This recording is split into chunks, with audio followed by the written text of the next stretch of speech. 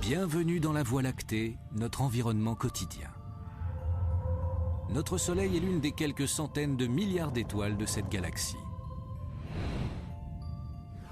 Elle-même n'est pas seule. L'univers est formé de milliards et de milliards de galaxies. Jusqu'où s'étend l'univers? Il est impossible de le mesurer en kilomètres. Les valeurs n'auraient aucun sens. Dans l'espace, l'unité de mesure des distances est l'année-lumière, c'est-à-dire la distance parcourue par la lumière en un an. Celle-ci voyage à quelques 300 000 km par seconde. Prenez votre calculatrice, une année-lumière représente donc une distance de près de 9 500 milliards de kilomètres. La lumière met 100 000 ans rien que pour traverser notre galaxie. Autrement dit, chaque fois que nous regardons les étoiles, nous remontons le temps. La lumière provenant d'autres galaxies met des millions d'années à nous atteindre. Et celle qui vient des confins de l'univers, des milliards d'années. Nous assistons donc à des événements qui se sont passés avant même que notre Terre existe, au balbutiement de l'univers. Avec un tel terrain de jeu intergalactique, on ne s'étonnera pas d'apprendre qu'il y a plus d'étoiles dans l'univers que de grains de sable sur toutes les plages et dans tous les déserts de la planète Terre. Les Terriens ont-ils encore une chance d'être les seuls habitants de l'espace? Il serait vraiment étrange que nous soyons tout seuls. Alors sommes-nous seuls? Non. Pendant des milliers d'années, nous avons cru que nous étions uniques. Mais les scientifiques ont fait des découvertes étonnantes sur la Terre, le système solaire et l'espace plus lointain. Certains d'entre eux pensent que notre premier contact avec des extraterrestres pourrait avoir lieu dans quelques années. Nous saurons que nous ne sommes plus seuls entre les années 2020 et 2025. Ce sera l'un des plus grands moments de l'histoire de l'humanité. De quoi aura-t-il l'air? Il ou elle? Et pourrons-nous distinguer des mâles et des femelles? D'ailleurs, comment être sûr que nous n'avons pas déjà connu une rencontre du troisième type? Selon certains, nous avons eu dans le passé la visite d'extraterrestres. Or, s'ils prennent contact avec la Terre, il est un homme qui souhaite mettre en garde le genre humain tout entier. C'est le professeur Stephen Hawking, atteint de sclérose latérale et titulaire de la chaire de mathématiques de l'université de Cambridge, un poste autrefois occupé par Isaac Newton. Quand Stephen Hawking s'exprime, le monde scientifique l'écoute. The history of advanced races meeting more primitive people on this planet is not very happy, and they were the same species. I think it would be a disaster. De nombreux chercheurs considèrent que la thèse de Hawking pourrait se vérifier. Mais l'homme est curieux de nature, il y a peu de chances que nous refusions une occasion d'entrer en contact avec une espèce extraterrestre, quel qu'en soit le danger. De nos jours, l'idée d'une vie sur une autre planète ne révèle plus seulement des romans ou de l'imagination débordante des scénaristes hollywoodiens.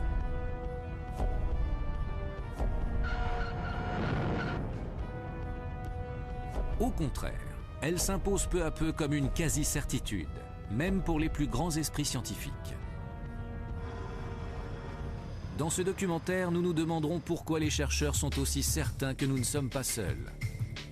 Avant de découvrir les 9 spécimens qui forment notre système solaire, l'humanité n'avait jamais vu une planète. Mais en 1995, la découverte d'une planète à quelques 40 années-lumière de la Terre a bouleversé la communauté scientifique. Son nom, 51 Peg B. Une autre planète, un autre système solaire, un nouveau voisin dans l'immensité de l'espace. Depuis ce jour, télescopes et ordinateurs se sont mis au travail et ont détecté plus d'une centaine de planètes. Les experts savent que ces trouvailles ne sont que la partie émergée de l'iceberg. L'univers s'étend bien au-delà de notre capacité de représentation. Mais grâce aux outils de recherche récents, les scientifiques peuvent observer plus précisément les objets spatiaux et leurs mouvements. Il existe certainement des millions d'autres planètes dans l'univers qui nous entoure. Nous allons rencontrer Debra Fischer à l'Observatoire de Lick en Californie. Issue de l'Université de San Francisco, elle appartient à cette nouvelle génération de scientifiques, les chasseurs de planètes. Grâce à Debra Fischer et à quelques autres spécialistes, on connaît maintenant plus de 130 planètes hors du système solaire. Ça donne un extraordinaire sentiment d'humilité de se rendre compte à quel point notre Soleil est banal. Il a un système de planètes comme toutes les autres étoiles. Beaucoup de gens aimeraient croire que nous sommes uniques, spéciaux, mais je trouve ça naturel et très réconfortant de savoir que l'univers est ainsi fait. Comment découvrir les planètes situées à des années-lumière de la Terre? Debra Fischer observe les étoiles lointaines. Elle surveille leurs mouvements. Si une planète se trouve en orbite autour d'une étoile, elle exerce une légère attraction gravitationnelle sur l'astre. Debra Fischer mesure ces légères oscillations à des milliards de kilomètres de distance. La précision est de l'ordre de quelques mètres par seconde. Un progrès considérable.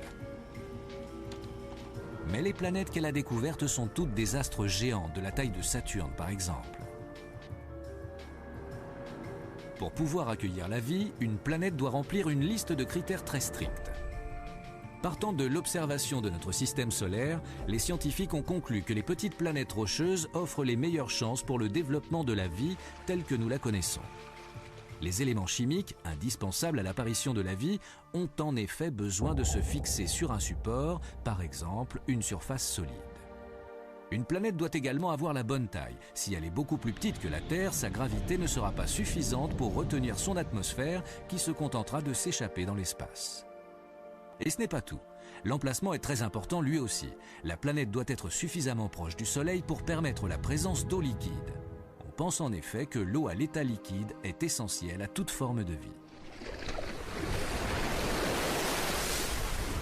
Trop près du Soleil, comme Vénus, dont la température de surface est de 460 degrés, l'eau bout et s'évapore. Trop loin du Soleil, elle gèle.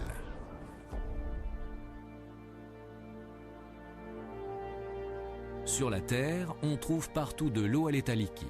Elle recouvre plus des 2/3 de la planète. Si nous voulons trouver des planètes où la vie peut se développer, nous devons les chercher à une certaine distance de leur étoile, où il ne fait pas trop chaud, pour que l'eau ne s'évapore pas, mais pas trop froid non plus, pour qu'elle ne soit pas à l'état de glace. On cherche cette zone idéale où l'eau existe sous forme liquide. En juin 2004, des chercheurs européens ont découvert la plus petite planète jamais observée en dehors du système solaire. Elle fait seulement 14 fois la taille de la Terre et pourrait représenter une surface rocheuse. C'est une sorte de super-Terre. Cette surface rocheuse rend possible la présence d'eau à l'état liquide. Selon les scientifiques, une planète rocheuse ne peut pas être plus volumineuse. Elle ne résisterait pas et disparaîtrait. Celle-ci est à 50 années-lumière de nous dans la constellation méridionale d'Altar. C'est l'une des 3 planètes en orbite autour d'une étoile qui ressemble beaucoup à notre Soleil. Mais pour découvrir des planètes plus petites de la taille de la Terre, la technologie doit progresser. Une évolution est déjà en cours. Le lancement du télescope spatial Kepler est prévu pour 2007. Cette mission étudiera plusieurs milliers d'étoiles proches. Lorsqu'une planète passe entre une étoile et un télescope, il est possible de déterminer la taille de la planète en mesurant la quantité de lumière qu'elle masque. Avec optimisme, les scientifiques estiment qu'ils découvriront au moins 50 planètes de la taille de la Terre grâce à ce télescope. Depuis plus de 20 ans, un groupe de scientifiques guette les signes d'une vie extraterrestre. L'Institut SETI, en Californie, est le berceau de cette recherche. Cet institut pour la recherche d'intelligence extraterrestre rassemble les pointures de la profession qui se sont lancées dans une mission de longue haleine, complexe et sophistiquée. Seth Shostak, astronome en chef de l'Institut, a consacré presque toute sa vie professionnelle à la quête d'une intelligence extraterrestre. Mon intérêt personnel pour cette recherche remonte, je crois, à mon enfance. Je me souviens, quand j'avais 10 ans, j'achetais des livres sur les soucoupes volantes. Pour Shostak et ses collègues, le repérage des extraterrestres passe par la radio. Cela peut sembler primaire, mais la radio est un outil de communication très puissant. Les signaux radio sont des ondes énergétiques qui se propagent dans toutes les directions. Elles se dirigent vers les postes de radio et de télévision, mais s'échappent également dans l'espace, et ce depuis 70 ou 100 ans.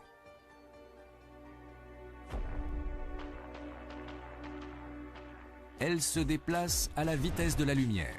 Pour relier la Terre à la Lune, un signal met seulement un peu plus d'une seconde. Cela semble rapide, mais si l'on pense aux distances interstellaires en jeu, même la vitesse de la lumière fait figure d'escargot. Si nous recevons demain un message provenant des confins de la galaxie, il aura été émis depuis 100 000 ans.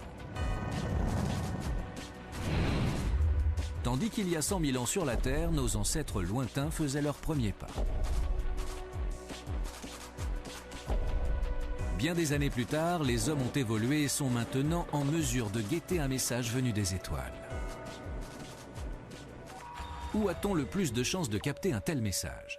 Sans doute à Arecibo, à Porto Rico, où se trouve l'un des plus grands télescopes radio du monde. L'antenne d'Arecibo se trouve sur un cratère naturel géant.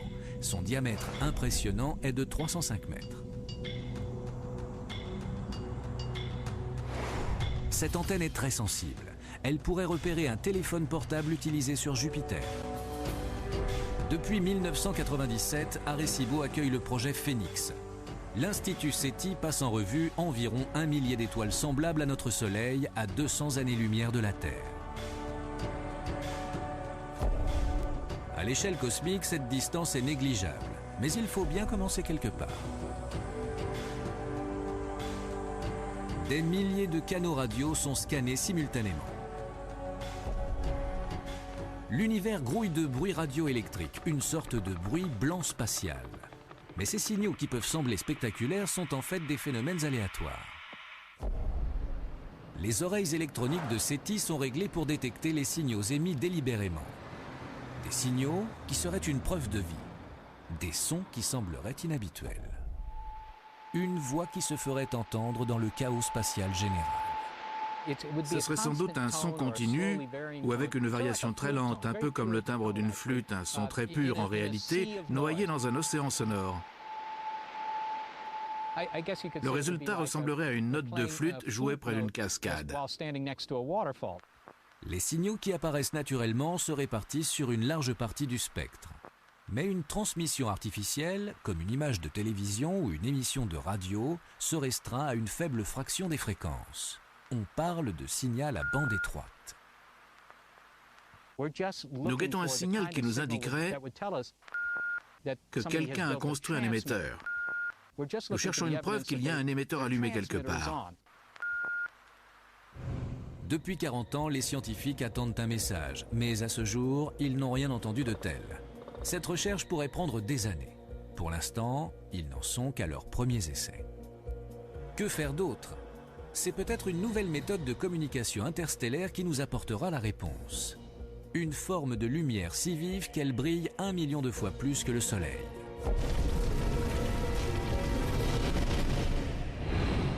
L'univers compte des milliards de galaxies comme la nôtre. On découvre sans cesse de nouvelles planètes et de nouveaux systèmes solaires.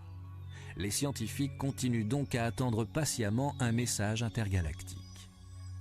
Mais si extraterrestre il y a, il semble qu'ils aient décidé de garder le silence radio.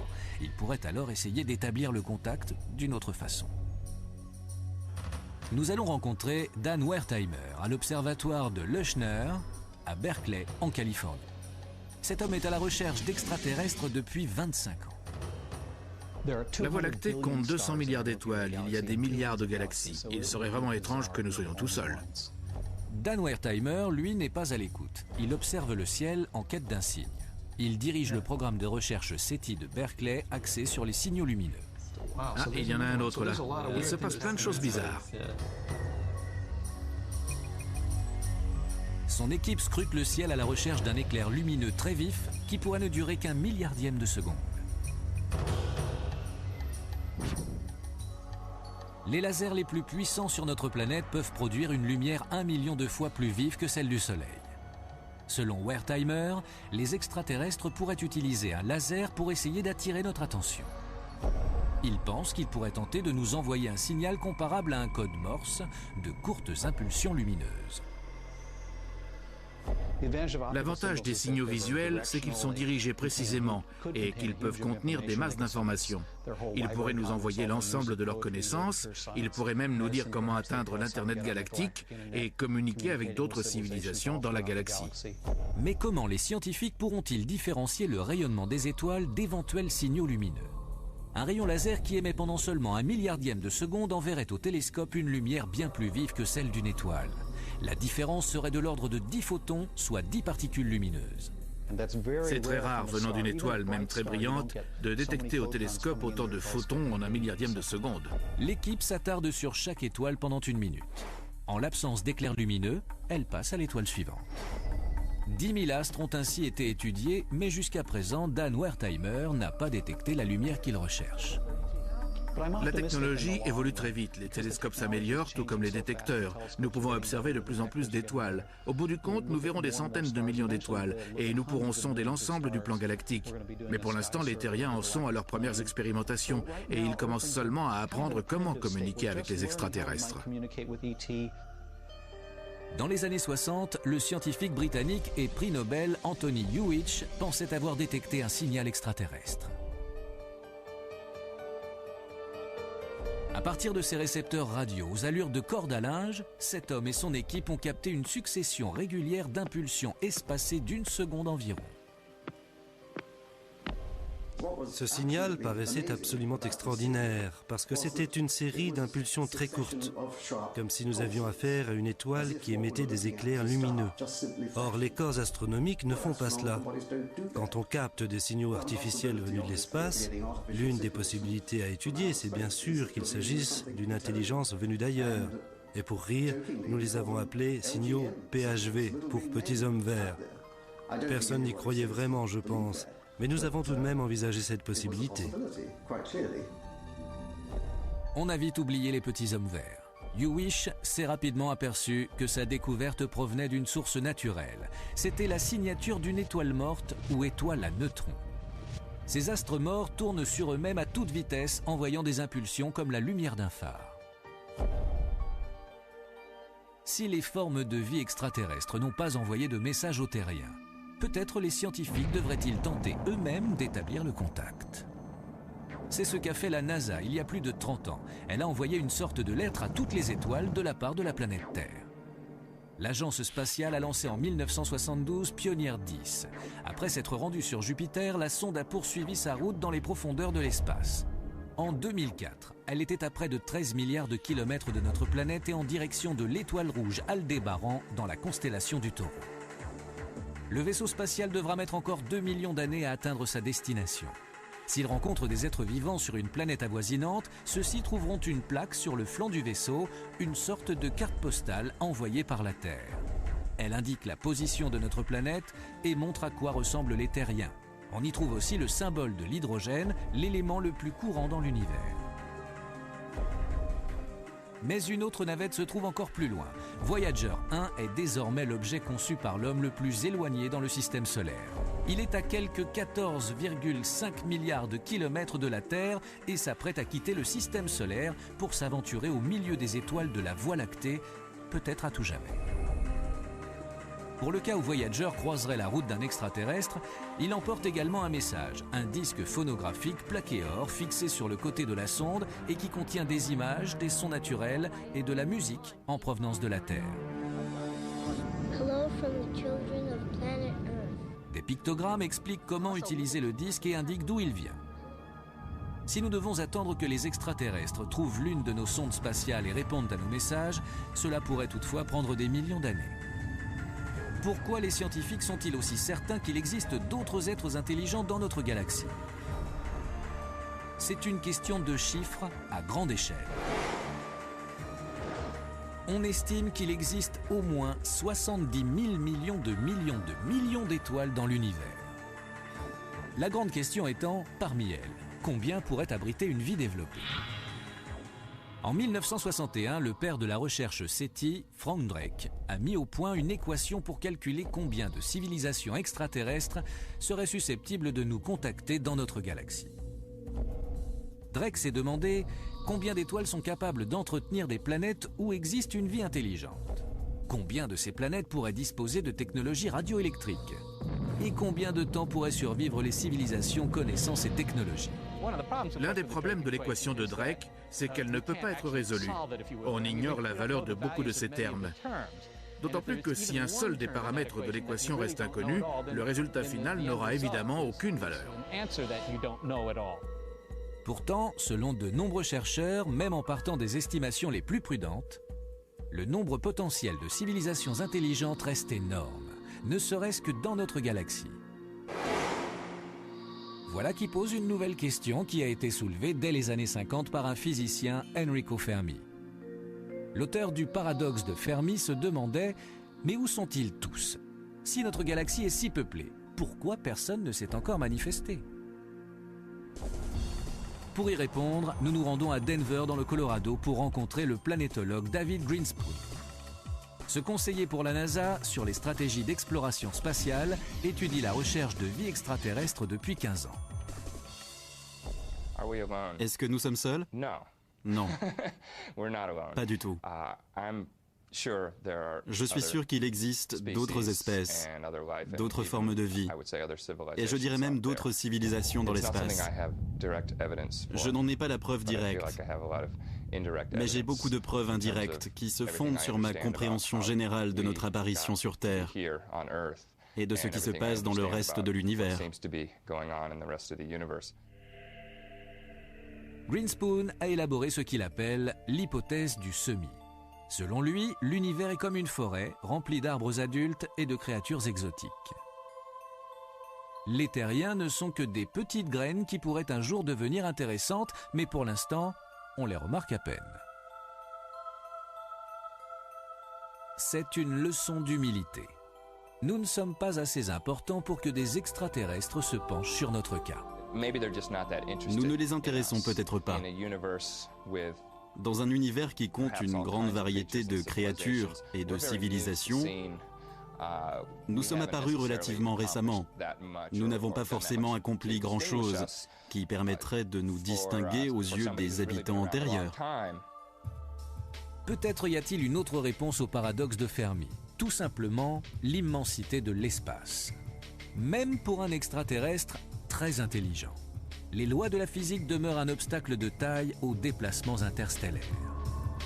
Il y a un siècle, Einstein calculait qu'il était impossible de se déplacer plus vite que la vitesse de la lumière. Pour franchir cette limite, il faudrait une quantité d'énergie infinie.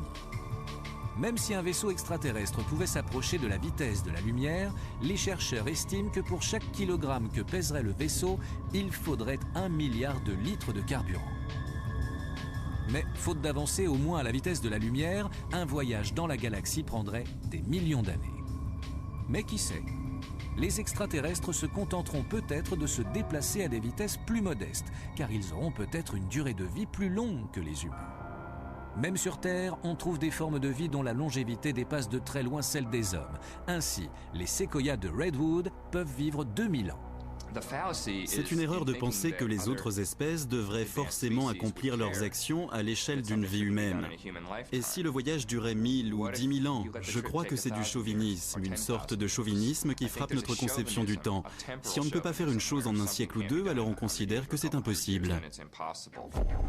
Ce chauvinisme frappe peut-être aussi notre vision de l'environnement. Nous avons du mal à imaginer comment la vie peut subsister dans des conditions inhabituelles.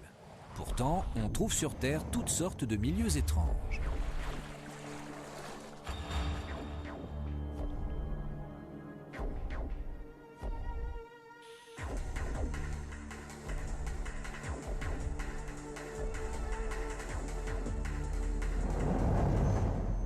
Selon les chercheurs, une forme de vie avancée pourrait exister ailleurs dans l'univers.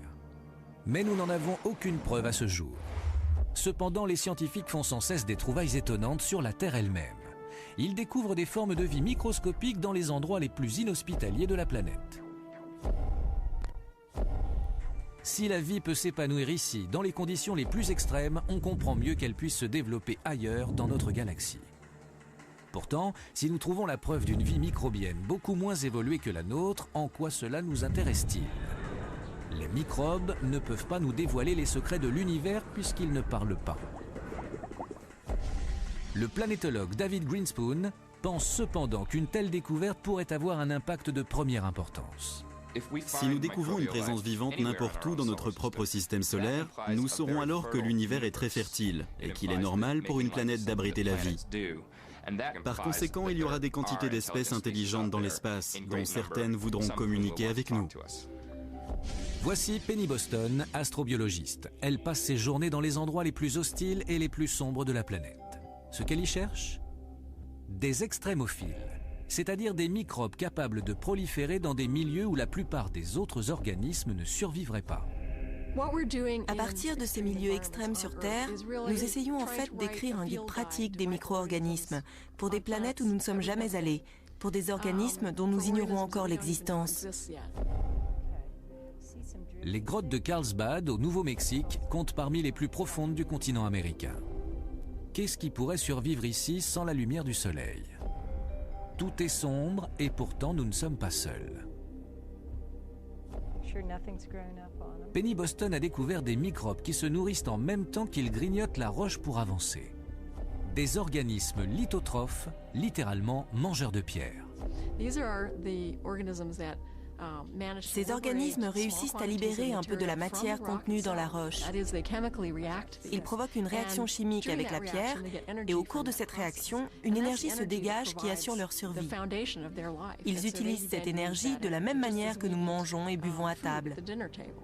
Donc ils ont la capacité de survivre dans un environnement sans nourriture. Et c'est cela qui nous intéresse tout particulièrement. D'ailleurs, ces microbes extrémophiles ne se contentent pas de prospérer dans les systèmes souterrains. Voici le lac Mono en Californie. Sous ses airs enchanteurs, il renferme une teneur en sel 3 fois plus élevée que celle de l'eau de mer. Un poison pour l'homme, mais une aubaine pour la vie microbienne qui y prospère. Les extrémophiles supportent aussi très bien les grands froids. Nous sommes en Alaska. Le Fox Tunnel est un environnement extrêmement froid. Pourtant, contre toute attente, on trouve ici aussi des micro-organismes emprisonnés dans le permafrost qui peut rester gelé pendant des millions d'années. Ils sont toujours vivants. En les réchauffant, les chercheurs espèrent ranimer ces organismes endormis.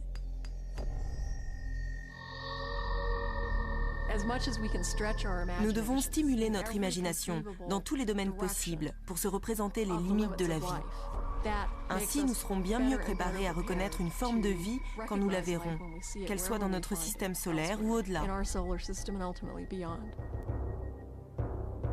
Il n'y a plus qu'à lancer une expédition sur le terrain à la recherche d'une vie microbienne.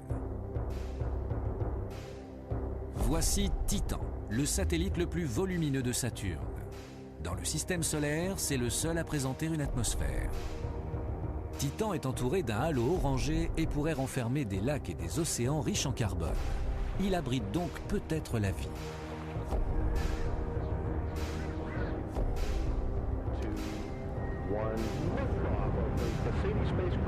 Pour en avoir le cœur net, la NASA a lancé une mission vers Saturne et son satellite. La navette spatiale Cassini a quitté la Terre en 1997 et atteint Titan en janvier 2005. Une sonde a traversé l'atmosphère à 6,5 km par seconde, rencontrant un brouillard fait d'azote, de méthane et d'autres composants chimiques à base de carbone. Titan représente seulement la moitié de la Terre en taille, mais son atmosphère est 4 fois plus dense. Quant à sa température, elle est plutôt fraîche, moins 143 degrés. Après un atterrissage réussi, la sonde a pu renvoyer des informations par radio. Elles ont parcouru plus d'1 milliard de kilomètres pour parvenir à la Terre. Selon les chercheurs, Titan présente de nombreux éléments chimiques organiques qui étaient courants lorsque la vie est apparue sur Terre. Peut-être y trouve-t-on aussi des microbes. Mais il existe un milieu encore plus hostile que le développement de la vie. Europa, l'un des satellites de Jupiter. À première vue, c'est un paysage de mort, gelé. Sa surface est entièrement recouverte d'une couche de glace. Mais à y regarder de plus près, on fait une découverte étonnante. Des photos prises par la sonde Galileo révèlent une sorte de quadrillage à la surface de cet univers de glace. Dans le système solaire, on ne retrouve cette caractéristique qu'en un seul endroit. Sur Terre, dans les mers gelées de l'Arctique, là où la glace flotte sur l'eau, constamment en mouvement. Ceci a conduit les scientifiques à penser qu'il pourrait y avoir un immense océan liquide sous la surface gelée d'Europa. Dans ce cas, pourquoi cet océan n'est-il pas complètement gelé ? Son état liquide est peut-être dû aux forces colossales qui règnent sur le satellite. Europa subit les forces gravitationnelles de Jupiter et des autres satellites de la planète. Ces forces, comparables aux marées, réchauffent le noyau d'Europa, suffisamment pour que l'océan qui l'enveloppe reste à l'état liquide. La NASA espère approfondir son exploration des mystères du satellite. On pense notamment envoyer un orbiteur pour explorer sa surface. Il confirmerait la présence ou non d'un océan sous la glace.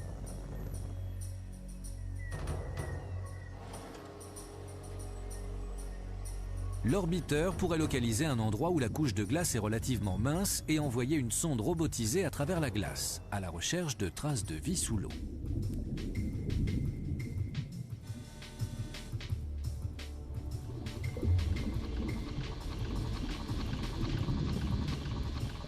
Ce robot aquatique retransmettrait alors des images numériques tout en parcourant l'océan. Il se peut qu'il rencontre au fond de l'océan des points chauds ou cheminées hydrothermales. Ces fissures dans le sol font jaillir une eau chaude riche en éléments nutritifs. Sur Terre, ces cheminées abritent les formes de vie les plus élémentaires. Le robot aquatique pourrait donc trouver sur Europa un fond océanique aussi fertile que le nôtre. Les extraterrestres ne sont peut-être plus si loin. Dans notre système solaire, c'est Mars qui réunit les conditions les plus favorables à une vie passée ou présente. Au cours des dernières années, on a expédié une armada de navettes spatiales sur la planète rouge.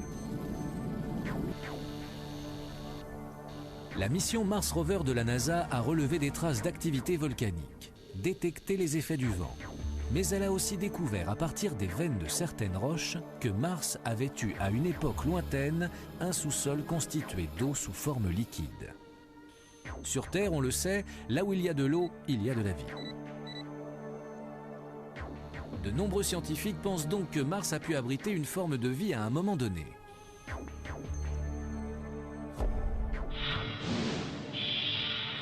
Au fil des preuves collectées sur notre planète et dans tout le système solaire, les chercheurs en ont conclu qu'il existe bien une vie ailleurs dans notre univers.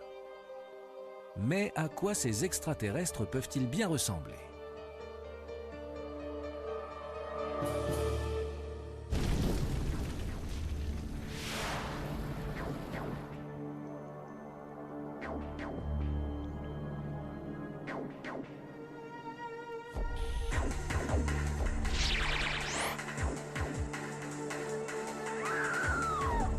Pour montrer des êtres venus de l'espace, on s'est longtemps contenté à Hollywood de créer des costumes pour des acteurs. Mais les effets spéciaux sont de plus en plus sophistiqués et les concepteurs ne se limitent plus à l'apparence humaine. Ils peuvent donner libre cours à leur imagination. À Modesto, en Californie, Joel Hagen est l'un de ses créateurs. Il a travaillé pour la NASA en tant que spécialiste de l'image. C'est un peu facile de penser que l'apparence humaine, c'est-à-dire la nôtre, est la forme idéale pour être intelligent. Je crois que ça fait partie de la vision généralement anthropocentrique que nous avons des choses. Dès que nous essayons d'imaginer à quoi pourrait ressembler une créature intelligente, en général, le résultat ressemble un peu à nous-mêmes, avec des mains, des yeux, des oreilles, une tête, la faculté de marcher. Pour celui-là, on partait de l'idée d'une planète à faible gravité. Je lui ai donné de longues jambes, maigres comme des allumettes. J'envisageais un environnement de type jungle. C'est pourquoi il a cet appendice bizarre qui fait penser à des ciseaux.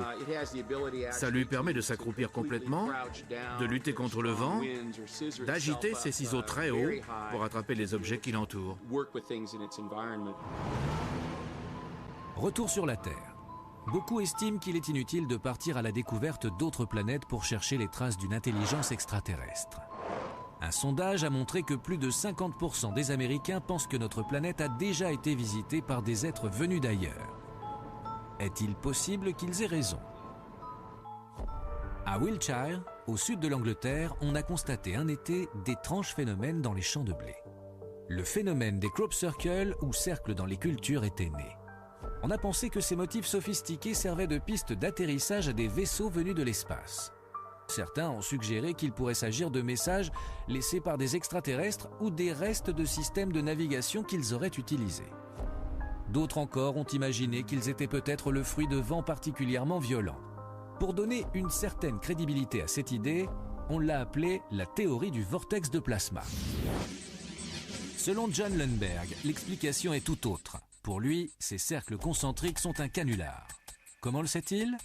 Parce qu'il est lui-même l'un des champions dans ce domaine. On lui doit, à lui et à son équipe, certains des motifs les plus élaborés. Nous voulions réaliser des cercles d'une taille et d'une complexité telle que les gens auraient du mal à croire qu'ils étaient l'œuvre de l'homme. Allez, pour nous prouver une bonne fois pour toutes qu'il est l'auteur de ces drôles de formes, John Lundberg a bien voulu réaliser l'un de ces cercles sous nos yeux. Il faut compter environ 90 minutes. On commence par délimiter la circonférence du cercle. John utilise un ruban de 90 mètres pour circonscrire le motif qu'il a créé auparavant sur ordinateur.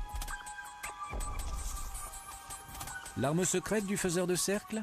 Un écraseur, c'est-à-dire une planche de bois d'1,20 m utilisée pour aplatir les cultures.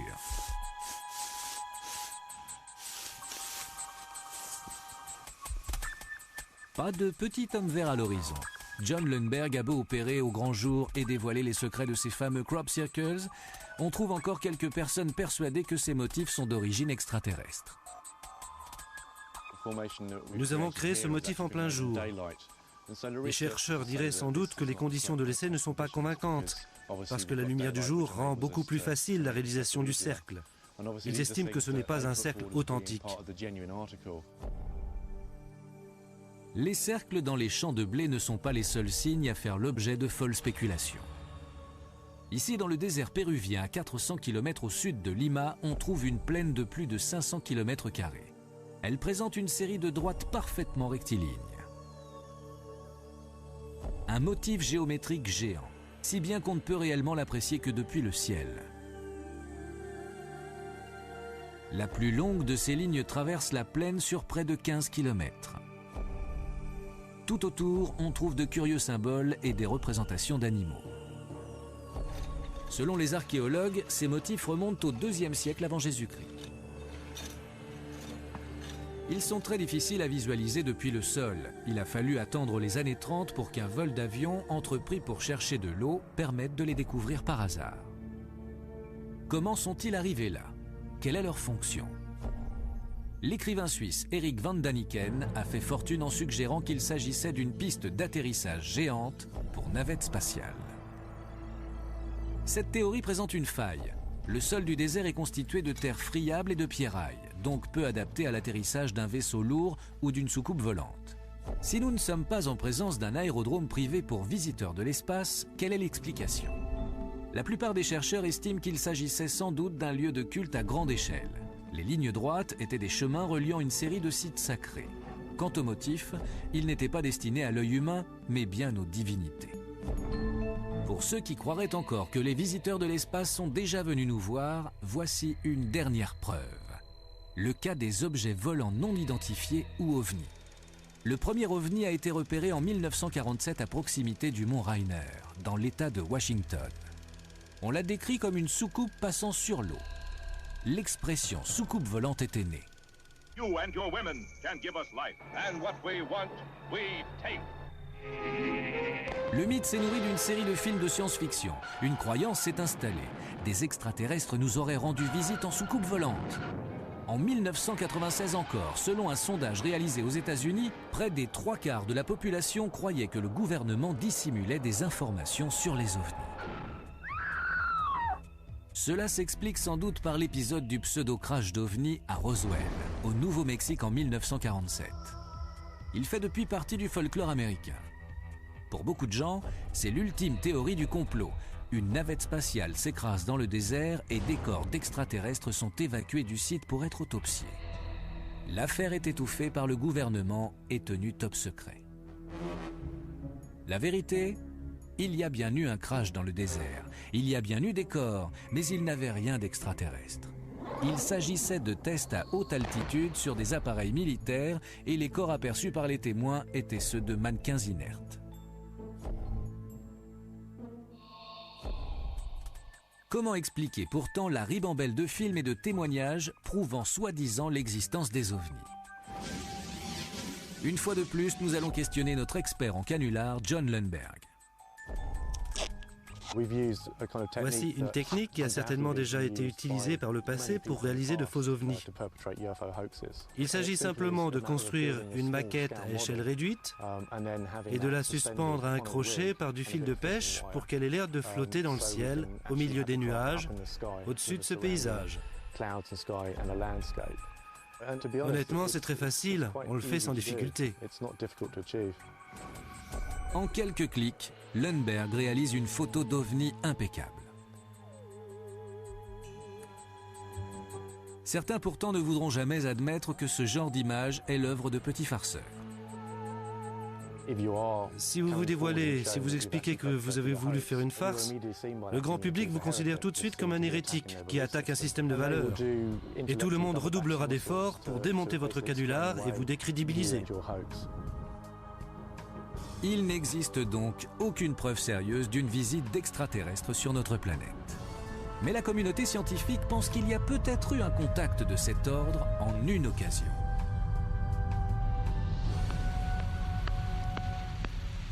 Écoutons l'univers. Il grouille de bruit cosmique. Un barrage permanent de bruit blanc galactique. Le 15 août 1977, à l'université de l'État de l'Ohio, se déroule le projet Big Ear, ou Grande Oreille. Son but, explorer la galaxie à la recherche de créatures extraterrestres. Nous sommes au beau milieu de la nuit. Les chercheurs prennent un repos bien mérité. Quand soudain, l'ordinateur repère un signal. Il provient de la constellation du Sagittaire, à plus de 200 années-lumière. Pour produire ce son, il a fallu avoir recours à une technologie. C'est peut-être l'indice d'une vie intelligente.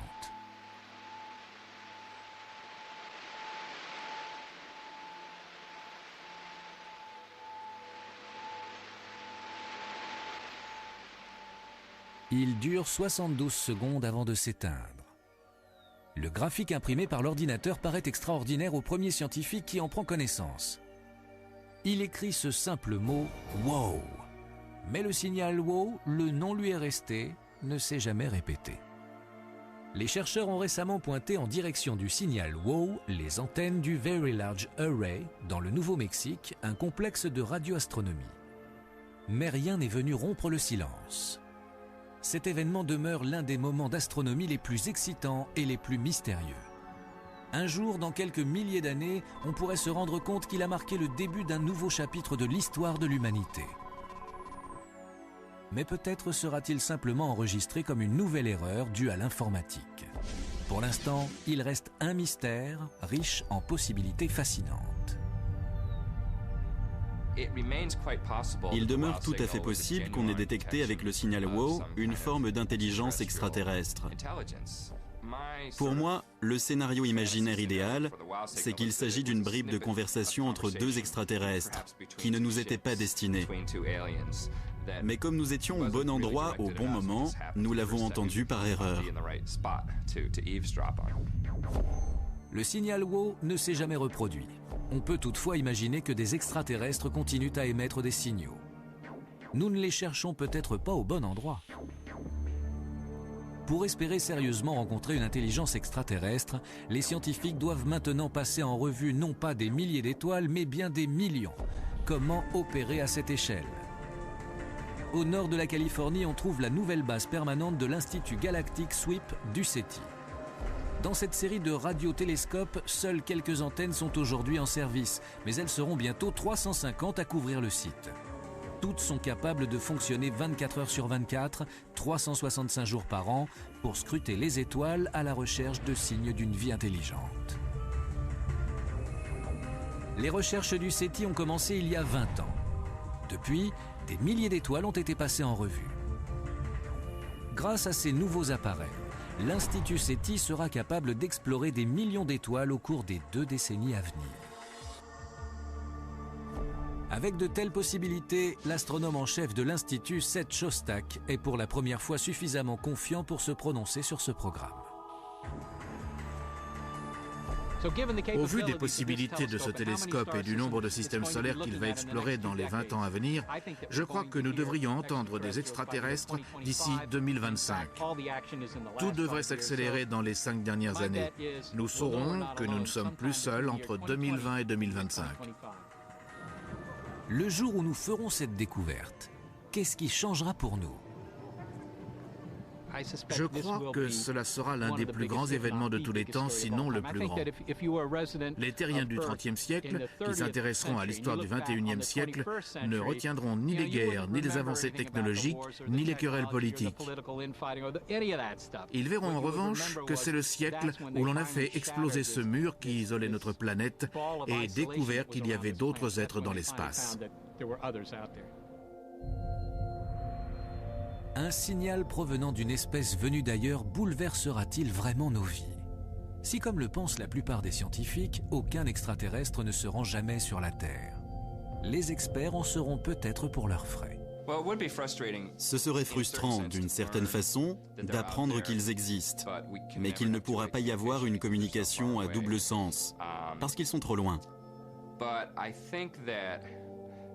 Mais je crois que même dans ce cas de figure, l'impact serait considérable, parce qu'on saurait, à partir de ce moment-là, qu'il y a quelqu'un dans l'espace. Certains chercheurs pensent toutefois qu'il faut se méfier d'un éventuel contact avec des extraterrestres. Écoutons le professeur Stephen Hawking de l'université de Cambridge, l'un des plus brillants astronomes au monde. I think it would be a disaster. The extraterrestrials would probably be far in advance of us. The history of advanced races meeting more primitive people on this planet is not very happy, and they were the same species. I think we should keep our heads low. Il est peut-être déjà trop tard. Depuis un siècle environ, les scientifiques émettent des signaux radio qui s'échappent de la planète à la vitesse de la lumière. S'il y a bien une vie intelligente quelque part, un jour, quelqu'un ou quelque chose saura que nous existons. Les civilisations avancées auront peut-être évolué au point d'avoir dépassé les concepts de conquête et de guerre. Espérons simplement que nos visiteurs de l'espace, s'ils viennent un jour, auront des intentions pacifiques.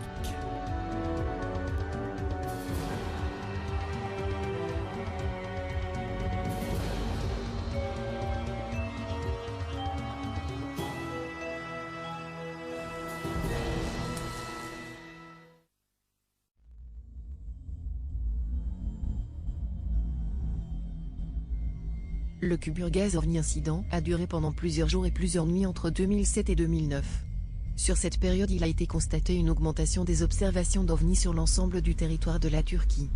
Plusieurs OVNI au-dessus de la mer de Marmara près d'Istanbul ont été décrits par les témoins locaux comme de formes ovales qui planaient et manœuvraient en émettant parfois comme des feux de plasma de couleur orange ou rouge.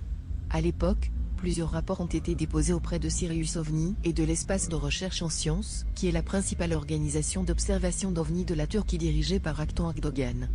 Pendant cette période, un résident local, Yalçın Yalman, a réalisé une série de vidéos de courte durée très remarquables. Ce qu'il a capturé dans sa caméra reste pour le moment un mystère et d'une grande qualité, car il a filmé avec une caméra qui avait un grand diamètre de lentille, un adaptateur capable de zoomer 200 fois, et en fixant celle-ci sur un trépied afin de stabiliser l'image.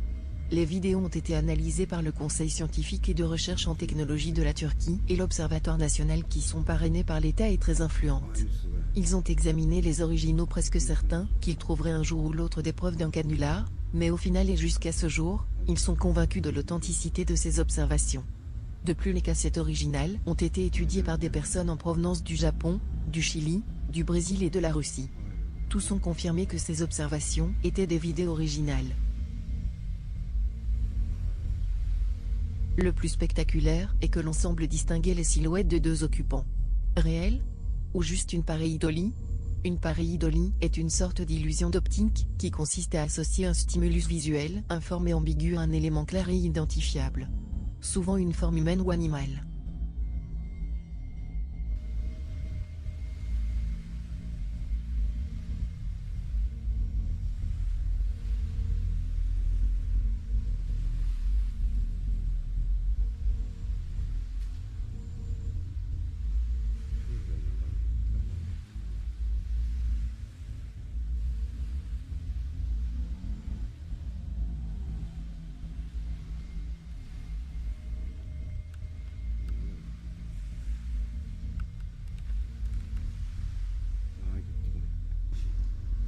Oradan göremezsin.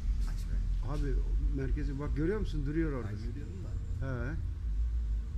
Bak. Zoomladım ya. Ağır ağır gidiyor değil mi Salih? Çok yavaş gidiyor. He? Çok yavaş gidiyor. Aha.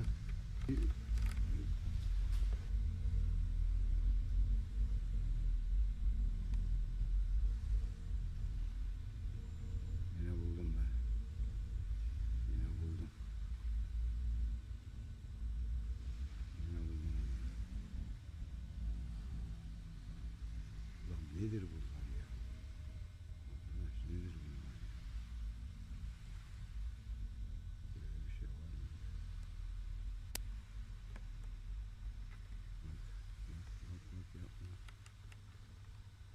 Nerede? On voit rien. T'arrives pas à la voir? C'est trop sombre. Mais mec, ça avance trop bizarrement. Qu'est-ce que c'est ce truc?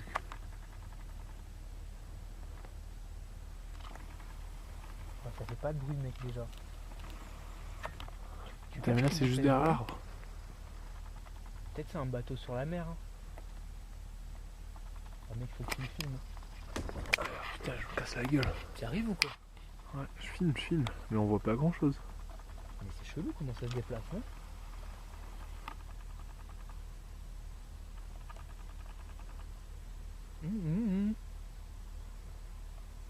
Une autre derrière. Il y en a deux. Mec, c'est quoi? Mec, c'est quoi? Ah vas-y, si on a une troisième, c'est abusé. Mec, surtout qu'elles ont la même forme. Qu'est-ce que c'est? Viens ici, viens ici. Je vois. Putain, on voit rien, c'est la nuit. C'est abusé. Attends, je monte sur la caisse. Je crois qu'il y a des voitures ou quoi? Mais non, c'est rien ça. T'es sûr? C'est chelou. Là, il y a une voiture qui arrive. Mec, la direction qu'ils ont, c'est Nawak. Qu'est-ce que c'est ces trucs? Oh, c'était quoi? Quoi? T'as pas vu le splash au milieu? Non. Arrête. Putain, mais je vois rien sur le film. C'est trop noir.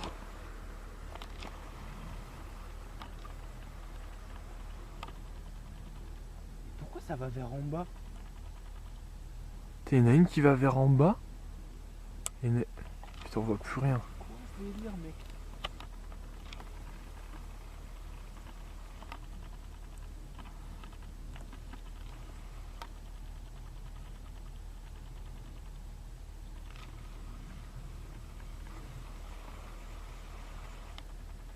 Ouais, c'est chelou.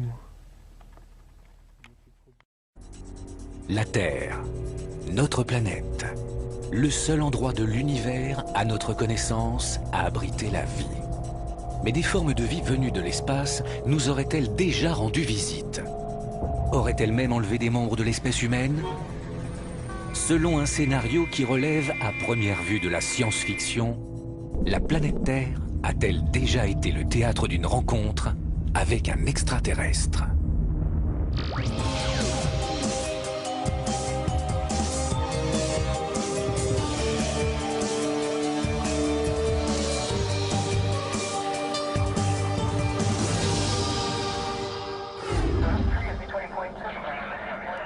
Ces histoires d'extraterrestres font partie de notre culture. Tous les ans, aux États-Unis, sont signalés des milliers d'ovnis, objets volants non identifiés. Certaines personnes ayant même déclaré avoir été enlevées.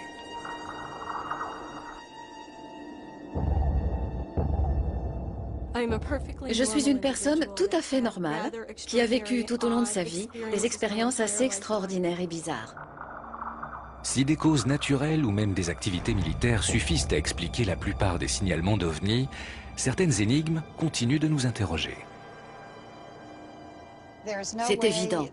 Ce n'étaient pas des ballons, ni un avion, ni des hélicoptères, ni des fusées éclairantes. Des gens ont bel et bien vu un vaisseau spatial de 2 à 3 km de large. Pour les sceptiques, ces figures vues ou rencontrées naîtraient dans notre imagination, peut-être influencées par les films de science-fiction et la culture populaire.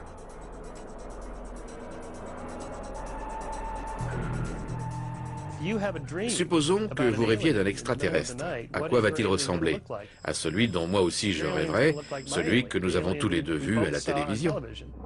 Pourtant, des scientifiques respectés admettent la possibilité de véritables extraterrestres voyageant dans le cosmos pour venir visiter la Terre. Aucune loi physique n'interdit de penser qu'une civilisation peut être d'1 million d'années plus évoluée que la nôtre puisse atteindre la Terre. À de nombreuses occasions au cours de notre histoire, les extraterrestres auraient même, dit-on, laissé des preuves incontestables de leur passage, objets et messages qui vont des pyramides au cercle de culture. J'ai vu des objets et des lumières étranges que je ne saurais expliquer. Ils étaient sans nul doute régis par une intelligence. Ceux qui sont sceptiques, je les invite à prendre connaissance des phénomènes observés. D'étranges phénomènes surviennent sur lesquels il faudrait enquêter. En 1995, Lynn Kai-Tai aperçoit des lumières inexplicables près de chez elle, au-dessus des montagnes, juste au nord de Phoenix, en Arizona. Elle a sur elle un appareil photo. Je me suis concentrée sur ce globe qui disparaissait. Il ne bougeait pas. Il s'est lentement estompé. C'était comme s'il était encore là une fois disparu. Et j'ai été frappée par le silence angoissant qui régnait, comme si le temps s'était arrêté. C'était extraordinaire et très étrange. 2 jours plus tard, le 13 mars 1997, Lin Kai-tai partage cette fois, avec des milliers d'autres témoins, une expérience exceptionnelle. Des milliers de personnes d'un bout à l'autre de l'Arizona scrutaient le ciel étoilé pour y surprendre la comète de Hale-Bopp, quand un triangle de 2 à 3 kilomètres de large a traversé l'État. Il a emprunté le corridor le plus peuplé de l'Arizona dans un silence absolu. C'était un gigantesque défilé. Compte tenu du grand nombre de témoins oculaires, on hésitera à récuser sans autre forme de procès le phénomène dit des lumières de Phénix. Après une brève enquête, l'armée révélera que ces lumières provenaient de fusées éclairantes larguées par une escadrille d'avions volant en V. Malgré tout, certains témoins maintiendront que ces lueurs venaient d'un autre monde. Depuis plus de 23 ans, l'artificier Paul Mann manipule des fusées éclairantes. Une mise en scène pareille lui semble bien difficile à réaliser. On aurait du mal, je pense, à confondre une fusée avec ce qu'on a l'habitude de considérer comme un ovni. À défaut de larguer des fusées éclairantes depuis un chasseur, Paul croit pouvoir expliquer ce qui distingue ces fusées des lumières de Phénix.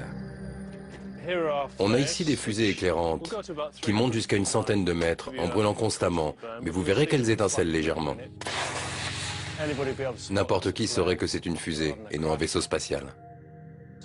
On a là une lumière rouge scintillante, une importante traînée de fumée.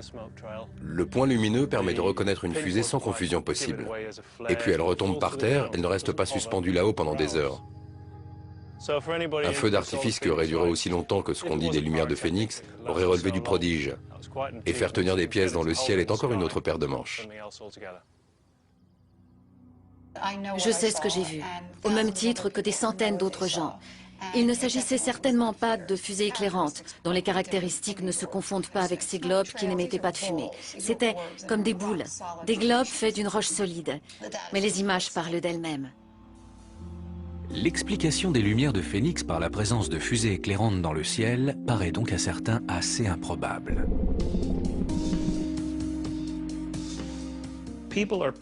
Nous sommes tous de mauvais témoins oculaires. C'est très difficile d'apprécier la taille et la vitesse d'objets en mouvement dans le ciel, surtout la nuit ou au crépuscule. Depuis plus de 10 ans, le docteur Michael Shermer étudie les phénomènes paranormaux. C'est non seulement la nature des preuves qu'il met en doute, mais aussi la fiabilité des témoignages humains. Quand quelqu'un parle d'une largeur de 200 mètres, comment le sait-il ? Est-ce que l'objet avait une taille comparable à celle d'un objet connu? On pourrait alors comparer leurs proportions. Non, en réalité, ce sont des estimations fantaisistes. Un hasard qui conduit notamment à confondre un avion militaire, des ballons-sondes météorologiques, des fusées éclairantes et même la planète Vénus avec un vaisseau extraterrestre. Il n'en demeure pas moins que de telles confusions en amènent beaucoup à croire en l'existence des ovnis, malgré les explications logiques que leur opposent les scientifiques et les autorités américaines. Paradoxalement, le démenti apporté par les autorités aux atterrissages d'ovnis conforte la croyance populaire en leur existence, en raison même de la fascination qu'exercent les théories du complot sur l'opinion. L'État est souvent soupçonné d'occulter la vérité. L'affaire Roswell en est le cas typique. Roswell, c'est le haut lieu de l'ufologie. L'histoire initiale selon laquelle il s'agissait d'un ballon-sonde était un mensonge. On nous a menti pour des raisons de sécurité nationale. Une information relevant du secret défense jalousement gardée jusqu'en 1994, date à laquelle l'armée de l'air des États-Unis déclare que Roswell était non pas une sonde de météorologie, mais un ballon envoyé dans la haute atmosphère pour surveiller les essais nucléaires soviétiques. Cette révélation achèvera de convaincre les ufologues que l'État cherche toujours à cacher ce qui s'est vraiment passé à Roswell. Et là, les ufologues disent « On vous l'avait bien dit, ils mentaient, maintenant ils prétendent nous servir la vérité, mais c'est encore un mensonge. » Eh bien non, en 1947, dans le contexte de la guerre froide, c'est tout à fait plausible. C'est la désinformation qui a nourri le mystère Roswell, un mystère que le revirement des instances officielles épaissira. Cependant, il arrive même à l'armée d'isoler des phénomènes inhabituels. En 1980, les militaires d'une base aérienne située sur la côte est de l'Angleterre perçoivent une étrange lueur dans une forêt des alentours. Le colonel Charles Halt, qui dirige la base à ce moment-là, est de service quand il réceptionne un drôle d'appel de la part d'un de ses hommes. Quand le lieutenant qui faisait une ronde est entré pour voir le commandant de la base et moi-même et nous parler en privé, il était blanc comme un linge. Le lieutenant leur rapporte qu'un objet volant non identifié a été aperçu qui descendait dans la forêt de Rendlesham aux abords de la base. Le colonel Halt, accompagné d'un officier affecté à la prévention des sinistres, se rendent sur le site supposé de l'atterrissage. Ils enregistrent leurs échanges sur une bande audio en guise de preuve. Bon, pourquoi ne pas faire ça? Pourquoi ne pas balayer cette zone? J'ai mis mes gants. Balayons la zone sur environ 3 mètres et traçons un périmètre tout autour en partant du coin là-bas.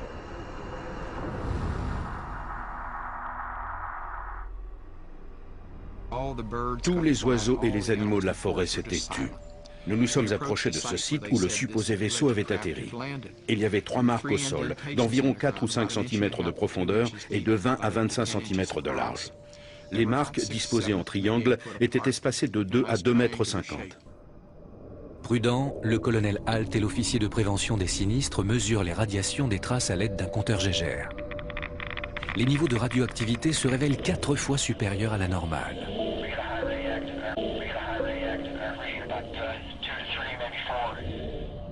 C'est alors qu'une forme dans les arbres se met à bouger. Un objet d'une lumière rouge vif et noire au centre bougeait à travers les arbres. Aucun doute, il y a d'étranges flashs de lumière rouge devant nous. On aurait dit que cette chose lumineuse répandait du métal en fusion, comme de l'acier qui sort d'un creuset. Nous l'observions stupéfiés quand elle a explosé en silence et que des éclats blancs se sont éparpillés avant de disparaître.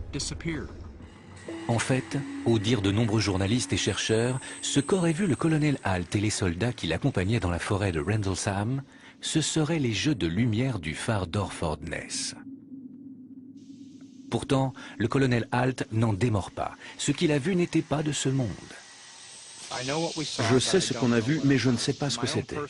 Ce que je soupçonne personnellement, c'est qu'il s'agissait d'un vaisseau endommagé ou d'une sorte de véhicule de reconnaissance venu observer nos activités dans la région. En janvier 1981, le colonel Halt contacte le ministère de la Défense britannique, dont il ne recevra jamais de réponse officielle. Halt reste persuadé qu'il a eu affaire à d'authentiques extraterrestres, un cas d'ovni qu'ici, comme à d'autres occasions, l'État a tenu à camoufler. Un avis que ne partage pas le docteur Shermer. Le problème des affaires étouffées par l'État, c'est que les gens ne savent pas se taire. L'État aurait-il réellement voulu dissimuler la présence d'extraterrestres, qu'il se serait forcément trouvé quelqu'un aux échelons inférieurs pour trahir et révéler l'invraisemblable vérité. Et même si les autorités ont cherché à dissimuler ces phénomènes d'ovnis, ce n'est pas pour autant qu'on a cessé d'interroger les thèses officielles. Soit les extraterrestres existent, soit ils n'existent pas. Les deux hypothèses sont également effrayantes. Pour gagner la Terre, un ovni aurait à voyager dans l'espace depuis un autre point de l'univers situé à des années-lumière. D'où et comment parviendrait-il jusqu'ici?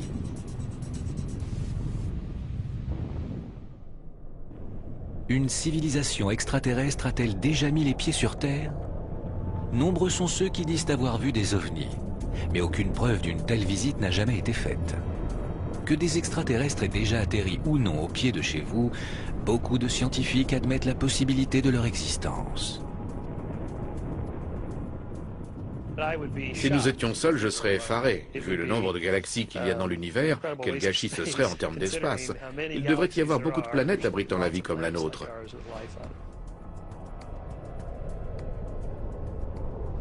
L'univers est vieux de quelques 15 milliards d'années, et son expansion se poursuit à une vitesse phénoménale. Il renferme des milliards et des milliards d'étoiles, beaucoup plus que ne comptent de grains de sable toutes les plages de la Terre. Autour de certaines de ces étoiles tournent des planètes. Il y a donc une myriade d'endroits où E.T., le célèbre extraterrestre, aurait pu voir le jour. Selon le physicien Lawrence Krauss, la planète d'où vient E.T. serait semblable à la nôtre.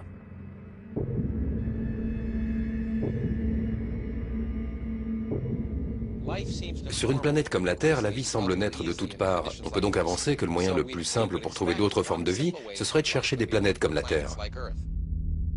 Seulement voilà, cette planète se situerait fort loin de la Terre. C'est même en années-lumière et non en kilomètres que dans l'espace, on mesure les distances tant elles sont grandes. Une année-lumière, c'est quasiment 10 000 milliards de kilomètres, soit la distance parcourue en un an par un rayon de lumière qui progresse à près de 300 000 kilomètres par seconde.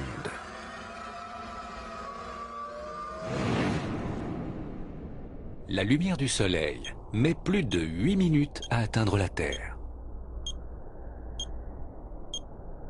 Tout extraterrestre qui prévoit de nous rendre visite s'embarque pour un voyage de plusieurs milliards d'années-lumière aller-retour.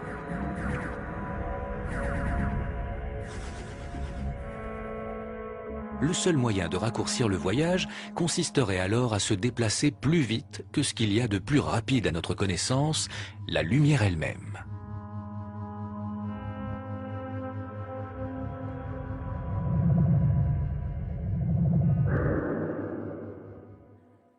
En 1905, Einstein publie la théorie de la relativité restreinte, selon laquelle on ne peut pas dépasser la vitesse de la lumière.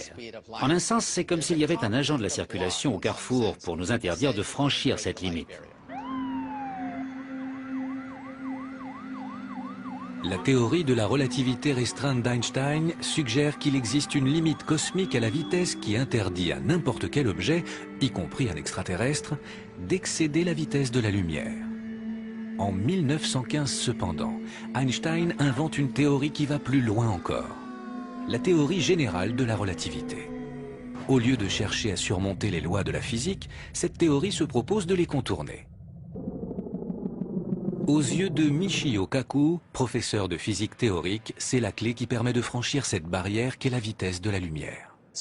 L'espace-temps est un tissu qui peut se détendre, se rétrécir ou même se déchirer. On tient là peut-être la possibilité de franchir cette limite que représente la vitesse de la lumière. La théorie d'Einstein postule que la matière courbe l'espace-temps. Imaginons une lourde sphère posée sur une feuille de caoutchouc. La sphère, en pesant sur la feuille, y forme un creux. Si une sphère plus petite est alors lâchée sur la feuille, elle tombera en spirale vers la plus lourde. Einstein émet la théorie selon laquelle l'espace, comme la feuille de caoutchouc, se déforme sous l'effet des objets qui voyagent en lui. Mais si l'espace peut ainsi se déformer, se dessine alors une nouvelle manière de voyager d'un bout à l'autre de la galaxie.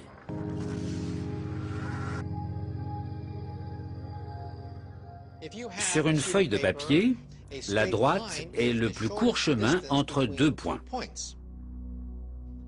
C'est oublier que si vous pliez la feuille, vous vous apercevez que le plus court chemin entre deux points est en fait un trou de verre. Ces trous de verre, avancent certains scientifiques, seraient des couloirs d'espace-temps qui se présentent comme des raccourcis entre des régions éloignées de l'espace. Théoriquement, en empruntant un trou de verre, un extraterrestre pourrait voyager d'une partie à l'autre de notre galaxie plus vite que ne le ferait un rayon de lumière dans l'espace et le temps normaux. Un raccourci qu'avait déjà décrit il y a 150 ans un mathématicien d'Oxford en Angleterre, le fameux écrivain Lewis Carroll. Le miroir d'Alice relie la campagne d'Oxford à un univers fantastique, le pays des merveilles. Si vous passez votre main à travers le miroir, elle quitte Oxford pour passer à jamais de l'autre côté. C'est un trou de verre, ce que nous autres physiciens appelons un espace multiconnexe. Les trous de verre constitueraient peut-être le réseau de transport idéal, quoique la manipulation des lois de la physique puisse entraîner des conséquences catastrophiques. On ignore dans quelle mesure ils sont stables. Ils sont peut-être assez radioactifs, des corrections quantiques et des radiations pourraient se produire à l'entrée du trou, qui risque également de se refermer avant même qu'on puisse y pénétrer. À supposer qu'on puisse recréer un trou de verre artificiel, il faudrait d'énormes quantités d'énergie et des progrès technologiques qui dépassent notre entendement pour déchirer le tissu de l'espace et du temps. Mais peut-être existe-t-il une civilisation extraterrestre assez évoluée pour construire ces autoroutes supergalactiques. Ou bien, des extraterrestres intelligents pourraient avoir trouvé une autre astuce pour naviguer au sein de l'univers. Ils sauraient peut-être déplacer l'espace lui-même. L'espace fait ce qui lui plaît. Par exemple, il peut s'étendre par réaction à la présence de matière et d'énergie. Et si on trouvait le moyen de le maîtriser, en principe, on serait capable de développer ce qu'on pourrait appeler un moteur à distorsion. Le vaisseau extraterrestre comprimerait l'espace qui se trouve devant lui et ferait croître l'espace situé derrière lui. Sans avoir bougé d'un iota, le vaisseau se porterait du même coup d'un point à l'autre de la galaxie. Ce qui semble nous renvoyer à la science-fiction n'aurait, pour quelques extraterrestres évolués, absolument rien de fictif. Sur ce ballon, j'ai représenté l'USS Enterprise du film Star Trek. Et pour qu'on ait quelques repères de son environnement immédiat, j'ai figuré ici le Soleil, la Lune et Saturne. Ce que je voulais vous montrer, c'est que l'Enterprise peut s'éloigner de ce système planétaire et s'approcher de cette étoile sans changer de position par rapport à ses repères environnants. Comment? Eh bien, si je presse cette extrémité du ballon, j'étends cette région-ci. La distance entre le vaisseau et les étoiles s'est accrue sans que le vaisseau ait changé de position par rapport à ce qui l'entoure. Ce que j'ai fait, c'est faire jouer l'espace. On ignore comment serait alimenté un moteur à distorsion, dont l'utilisation serait de l'avis de Krauss, lourde de danger. Ce serait peut-être moins dangereux pour les passagers à bord du vaisseau que pour tous les autres, car lorsqu'on contracte l'espace devant soi, tout ce qui nous sépare du prochain astre se trouve pulvérisé. Et quand on est dans l'espace derrière soi, on instaure une tension incroyable entre tous les corps qui nous environnent. Il faudrait alors une autoroute interstellaire qui soit au préalable vidée de tout, sans quoi tout ce qui entoure le vaisseau serait anéanti. Nos moyens technologiques sont loin de nous permettre d'outrepasser les lois de la physique, mais une civilisation en avance sur nous de plusieurs millions d'années aurait pu frayer cette voie. Sur Terre, les physiciens qui cherchent d'autres formes de vie dans l'univers prennent cette idée très au sérieux. Ils ont développé un système de classification des civilisations extraterrestres selon leur degré d'évolution.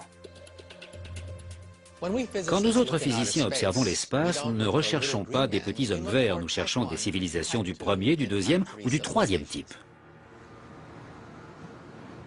Une civilisation du premier type aurait atteint un tel degré d'évolution qu'elle maîtriserait toutes les sources d'énergie présentes sur sa planète, y compris celles que fournissent les océans, les volcans et même la météo.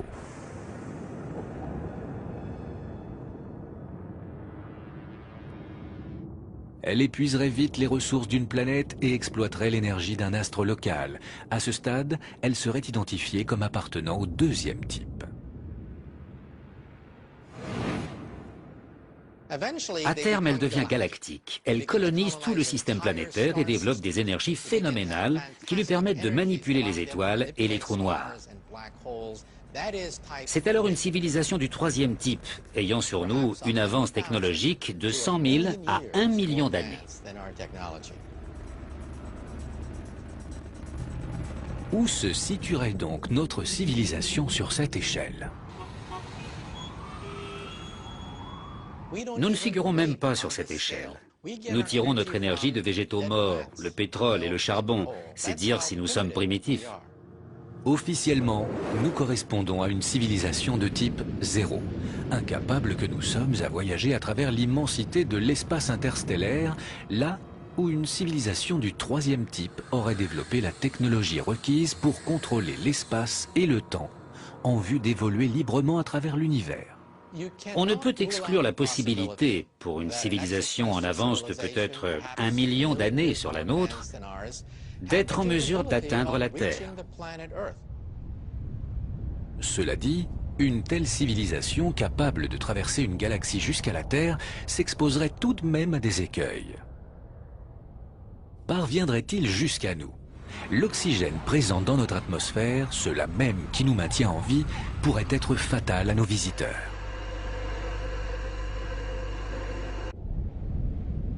Ayant acquis la maîtrise de l'espace et du temps, et réussi à franchir le vide interstellaire, il devrait alors affronter un autre danger, notre atmosphère. Elle qui nous protège du rayonnement solaire constitue une barrière périlleuse pour tout vaisseau spatial à l'approche.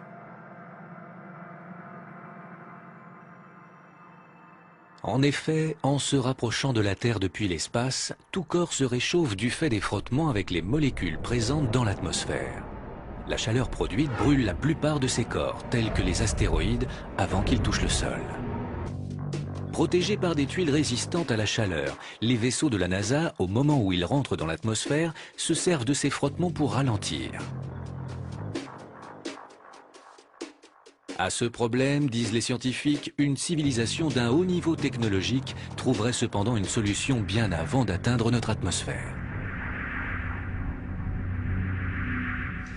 Je dirais que tout être intelligent placé à bord d'un véhicule spatial évolué ralentirait tout simplement avant de toucher la Terre. Après avoir navigué au sein de notre atmosphère et réussi leur atterrissage, les extraterrestres verraient surgir un nouvel obstacle de taille. On les imagine mal descendre tout naturellement du vaisseau. L'atmosphère de la Terre ne correspondrait probablement pas tout à fait à celle qui règne sur leur planète d'origine. En fait, à moins d'être acclimatés à l'oxygène, ils souffriraient de l'extrême toxicité de ce gaz. Des extraterrestres fraîchement arrivés sur Terre, on ne s'attendrait pas à les voir débarquer de leur vaisseau, humer le bon air et se mettre à manger des pommes et des oranges. Ici, dans le Nevada, au cœur du désert Mojave, le département des sciences de l'espace de la NASA étudie la vie de micro-organismes placés dans des conditions extrêmes. De là, les chercheurs espèrent établir comment différentes espèces survivraient à des conditions éventuellement périlleuses. Le docteur Chris McKay chapeaute cette mission. La vie a besoin d'oxygène. Les hommes, les plantes et les animaux en ont besoin. Mais nous avons développé toute une machinerie biologique, des enzymes de nature à purifier l'oxygène. L'oxygène est une substance fondamentalement toxique. Sur la planète d'origine d'un extraterrestre, l'évolution aurait-elle emprunté les mêmes voies? La vie s'y serait-elle adaptée à l'oxygène? À la limite, les fondements de la chimie, de même que les gaz, n'auraient rien à voir avec les nôtres. Le docteur McKay étudie des échantillons contenant plus de 10 millions de bactéries qui montrent que le vivant obéit ici à des principes totalement différents de ceux de la majorité des êtres sur Terre. L'examen de ces bactéries nous fait entrevoir la bizarrerie de certaines propriétés chimiques et combien ces organismes peuvent nous être étrangers. La force de notre Soleil poserait encore un autre problème à nos visiteurs. Son rayonnement a beau assurer la vie sur Terre, il présente certains dangers.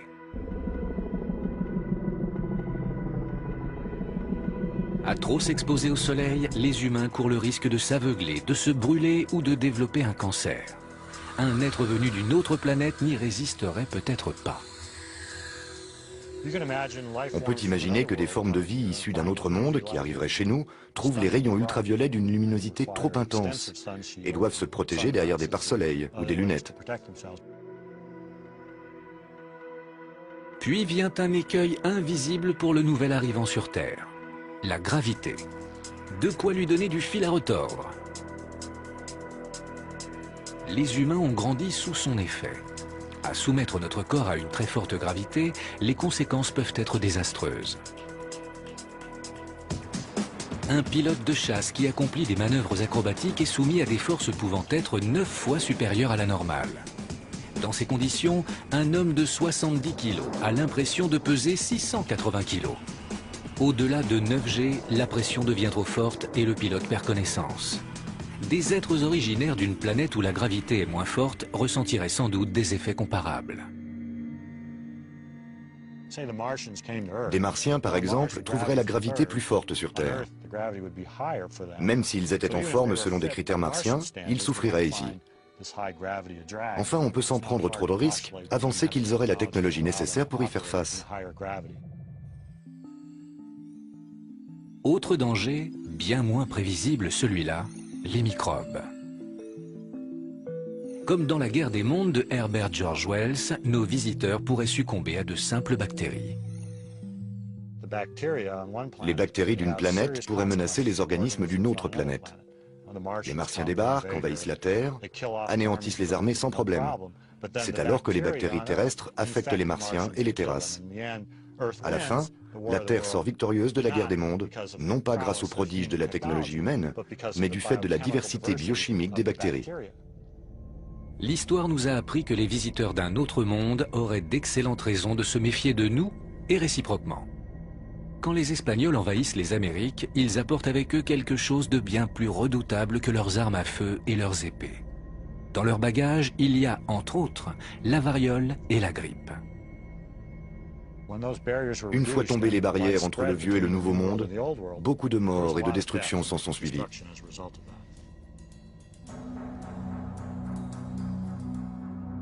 Nous pourrions contaminer des êtres venus d'ailleurs et vice-versa. Cette crainte de l'infection par de nouvelles variétés de bactéries agitait aussi la NASA dans les années 1960 lors des missions sur la Lune. C'est pourquoi on plaçait en quarantaine les premiers astronautes à leur retour, de peur qu'ils soient porteurs de microbes mortels.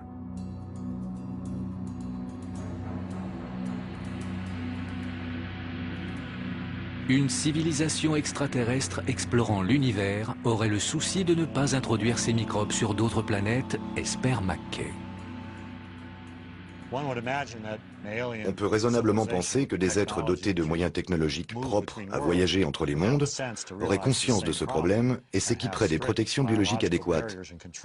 Il ne leur viendrait pas à l'idée en touchant terre d'aller pique-niquer et polluer un autre monde. On le voit, les passagers d'un vaisseau spatial extraterrestre en route pour la Terre affronteraient une foule de dangers. Il leur faudrait d'abord survivre aux forces destructrices à l'œuvre à l'intérieur d'un trou de verre, puis éviter de brûler dans l'atmosphère terrestre. Enfin, se prémunir contre la toxicité de l'oxygène ou les microbes. Peut-être décideraient-ils de ne pas courir eux-mêmes tant de risques. Imaginons qu'ils envoient à leur place des explorateurs qui ne vieillissent jamais, qui jamais ne succombent à des maladies mortelles. Le moyen le plus efficace, ce sont les robots. Là, ce sont des nanorobots autoréplicants. Les nanorobots sont des robots microscopiques, assez légers pour se révéler d'une aide précieuse lors d'un voyage dans l'espace où le poids représente l'un des facteurs essentiels à considérer. Plus on est petit, plus on va vite.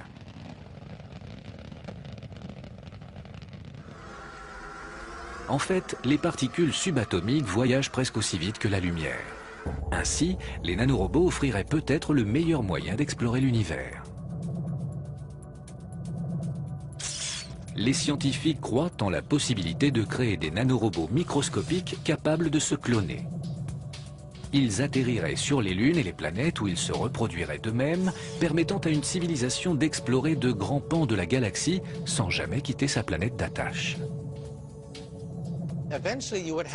On finirait par avoir une sphère peuplée de trillions de robots qui avanceraient à une vitesse proche de celle de la lumière. Ils se poseraient sur les lunes où chaque robot se reproduirait. D'un point de vue scientifique, c'est le mode d'exploration de l'univers le plus raisonnable. C'est ainsi que procède la nature et que font les virus. Les humains se servent déjà des robots pour explorer le cosmos.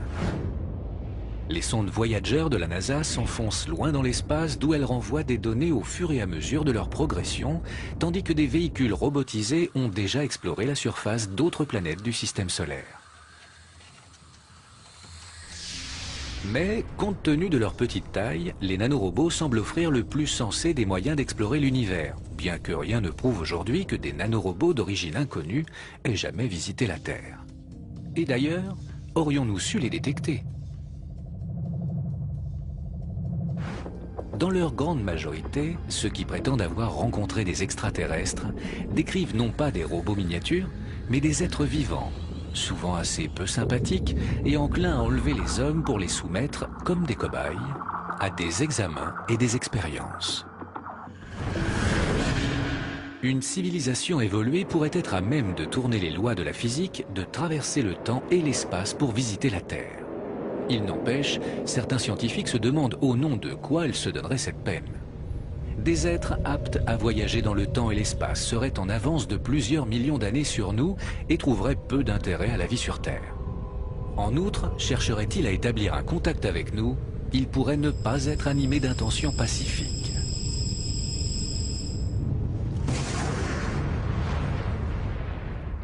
Le docteur Michael Shermer a son idée là-dessus, fondée sur la longue histoire des conflits humains. Si on considère ce qui se passe sur Terre, comment pourrait-on avoir envie d'entrer en contact avec E.T.? Nous le ferions manger, tuer ou réduire en esclavage, puisque c'est déjà notre sort ici. Pourtant, il y a des individus pour prétendre avoir déjà rencontré des extraterrestres et parfois même avoir été enlevés par eux. Ces histoires d'enlèvement ont quelque chose de fascinant. Elles portent toute la marque d'une expérience très humaine. C'est une sorte de terreur nocturne, un mauvais rêve. Faute de preuves, les témoignages extravagants qui relatent des apparitions d'extraterrestres suscitent l'incrédulité. Les témoins préfèrent donc en général garder l'anonymat. Une New-Yorkaise que nous surnommerons Molly aurait eu, dit-elle, plusieurs apparitions au long de sa vie. Mon souvenir le plus troublant et le plus étrange me vient d'un rêve où une patte blanche me pénétrait dans le cou pour y placer un tout petit bâtonnet blanc. À mon réveil, ce matin-là, j'ai été très frappée de me trouver affligée d'une curieuse bosse sur le cou qui me faisait mal.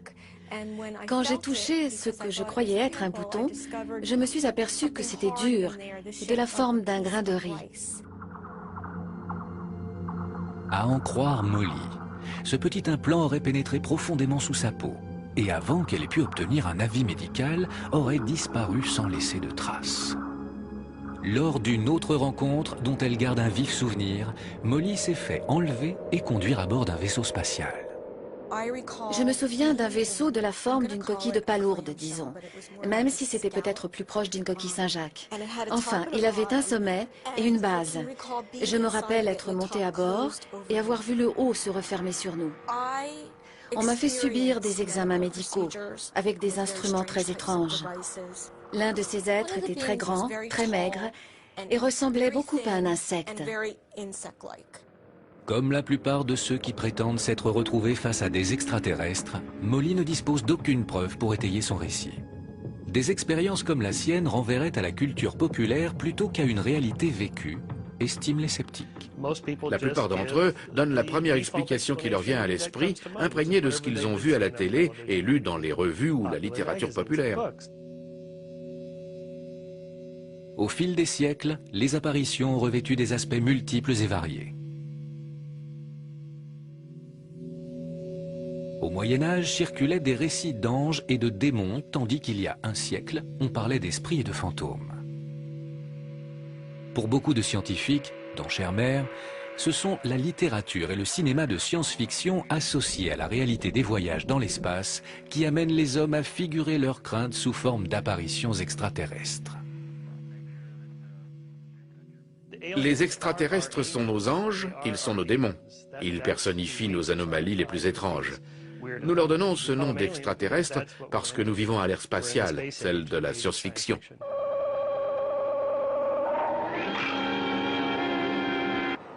Reste cependant à éclaircir sur quoi se fonde la croyance en ce type d'apparition.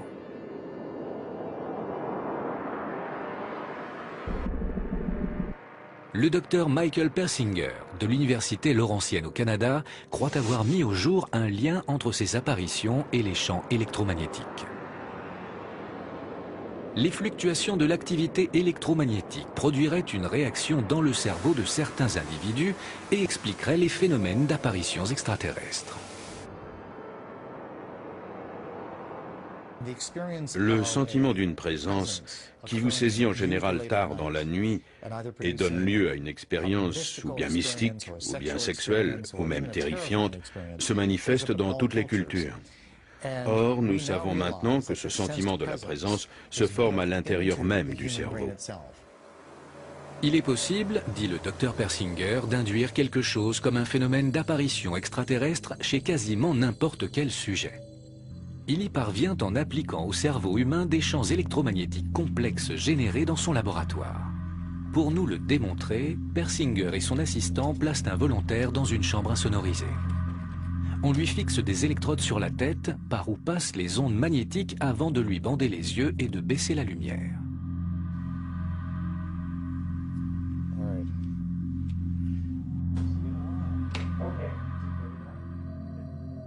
Tout en surveillant ces données, Persinger attend que le sujet éprouve la sensation d'une présence extraterrestre.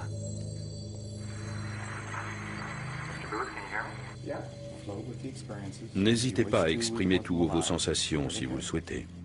Au bout de quelques minutes, les champs électromagnétiques provoquent un choc dans le cerveau du sujet. Sa façon de décrire son expérience dépendra de sa culture, de son vécu, de son horizon d'attente. Ça fait très mal. J'ai l'impression de mourir. Ici, Michael Persinger suspend l'expérience. Dans ce cas précis, la présence visualisée par le sujet s'accompagne d'un sentiment de terreur. Je n'ai jamais eu une sensation pareille. Je me sentais pris au piège, je souffrais. Je n'ai jamais frôlé l'enfer d'aussi près. C'était atroce là où j'étais. Le volontaire a montré une sensibilité extrême aux champs électromagnétiques qui stimulaient son cerveau. Cette technique n'en démontre pas moins l'extraordinaire pouvoir de notre cerveau à traduire nos angoisses sous l'aspect de monstres, de démons, voire d'extraterrestres issus de mondes lointains. Des dizaines de personnes qui ont vécu des expériences qu'elles décrivent comme celles d'un enlèvement par des extraterrestres retrouvent dans cette chambre des sensations très similaires. Les expériences terrifiantes vécues dans la chambre s'expliquent par l'action de champs électromagnétiques canalisés. Quant aux expériences d'enlèvement vécues dans le monde réel, elles seraient dues, selon Persinger, aux champs électromagnétiques produits par des phénomènes naturels tels que les éruptions solaires, l'activité sismique et les variations atmosphériques. La similarité des témoignages, pense-t-on, ne ferait que trahir notre physiologie et notre culture commune. D'un cas à l'autre, on retrouve fatalement des sensations similaires, nos cerveaux étant conformés de la même manière. On constate le même genre d'illusions, d'hallucinations et ainsi de suite. Le rôle de l'électromagnétisme dans ces expériences est loin d'être prouvé. D'autres chercheurs les attribuent au phénomène de paralysie du sommeil ou à des affections comme le stress post-traumatique. Quoi qu'il en soit, tant que nous n'aurons pas établi de contact avec E.T., nous ne saurons jamais avec certitude si oui ou non, les extraterrestres n'existent que dans notre tête. Et si E.T. se manifestait, on verrait peut-être s'élever alors une autre barrière, celle du langage. Il se peut que des extraterrestres ne choisissent pas de s'adresser à l'homme et nous préfèrent parmi les autres espèces qui peuplent la Terre, celles qui leur paraîtraient posséder le langage le plus intelligent.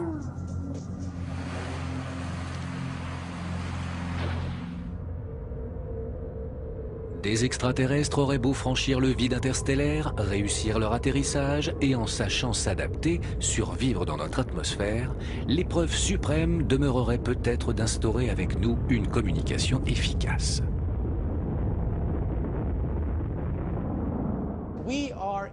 Il y a de l'arrogance à croire qu'ils chercheront à nous parler ou à nous rendre visite. Pourquoi le feraient-ils ? Songez à une fourmilière à côté de laquelle on construit une autoroute à 5 voies. Les fourmis sauraient-elles communiquer avec les ouvriers ? Le principal danger, c'est que ces ouvriers recouvriront la fourmilière sans même s'en apercevoir. À San Francisco, quelques scientifiques étudient déjà des modes de communication au cas où E.T. viendrait faire halte chez nous. Le SETI, Institut de recherche d'une intelligence extraterrestre, est le fer de lance de ce projet. Depuis 40 ans, les scientifiques y observent le ciel où ils guettent des messages émis d'ailleurs.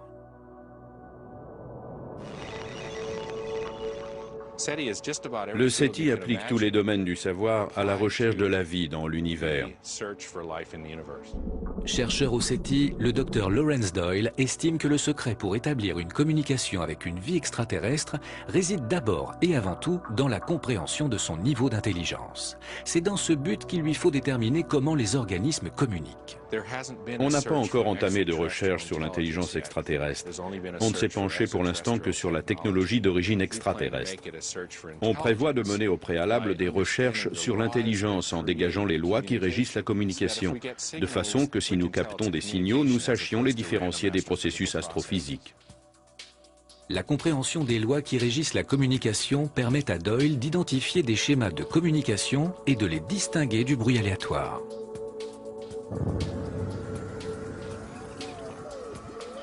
Il s'appuie pour ce faire sur une équation mathématique issue de la théorie dite de l'information, d'abord développée pour mesurer la quantité d'informations parcourant une ligne téléphonique.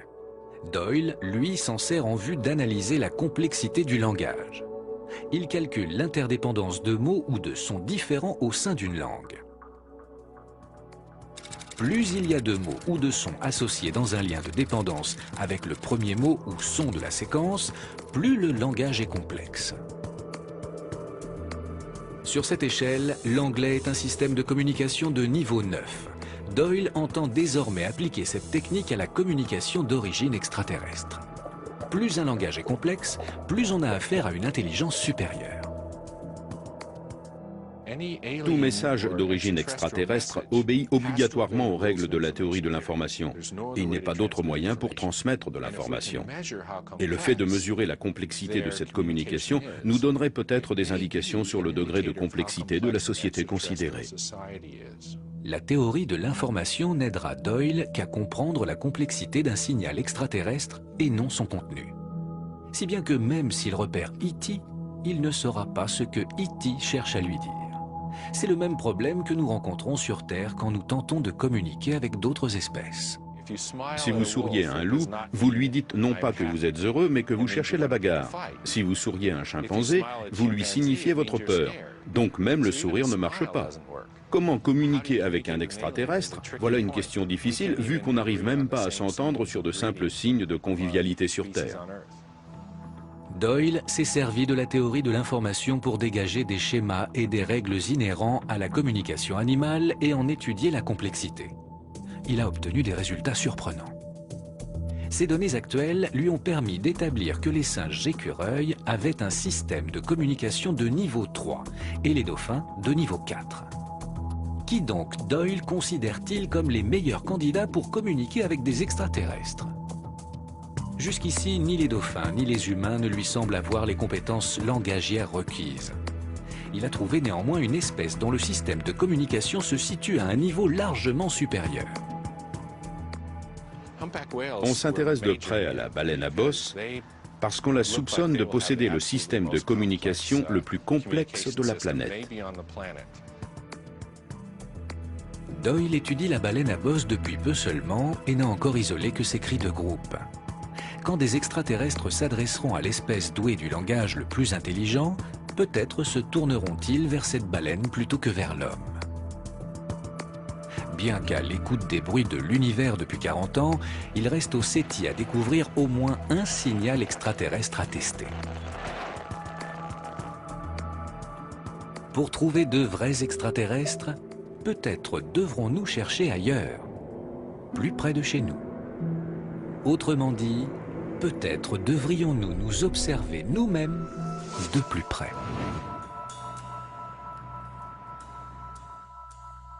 Quand vous vous regardez dans un miroir, c'est peut-être un martien que vous voyez.